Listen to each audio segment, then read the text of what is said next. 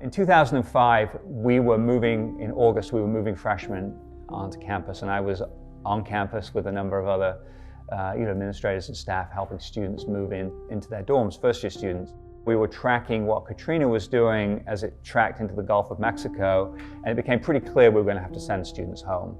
And so we had the shortest move-in and move-out of any first-year class. It became clear that we were going to have to really kind of rethink what the university was going to look like. We were facing some staggering losses, some challenges with rebuilding and construction of flooded campus and wind-damaged campus. And how could we do outreach to students that were scattered all across the country?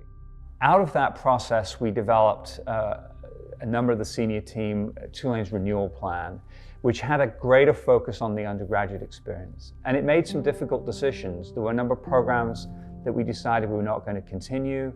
There were some cuts in graduate education and some cuts in some of the engineering programs that were expensive to operate, but perhaps were not generating the kind of return on investment that we wanted to see. We were not going to take across-the-board salary cuts for people, that we felt that would be almost like a death by 1,000 cuts, that people would leave when they found other opportunities.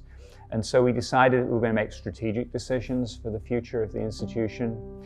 And it turns out those were really good decisions. I think the critical ones I was involved with was the creation of a single undergraduate college.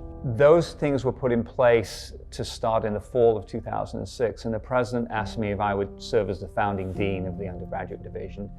So it allowed us to consolidate support services for students and to really think about how we would deliver a first-rate quality undergraduate education to our students. It was done at a time where not only were we struggling with the institution, but many of my colleagues had had their homes damaged.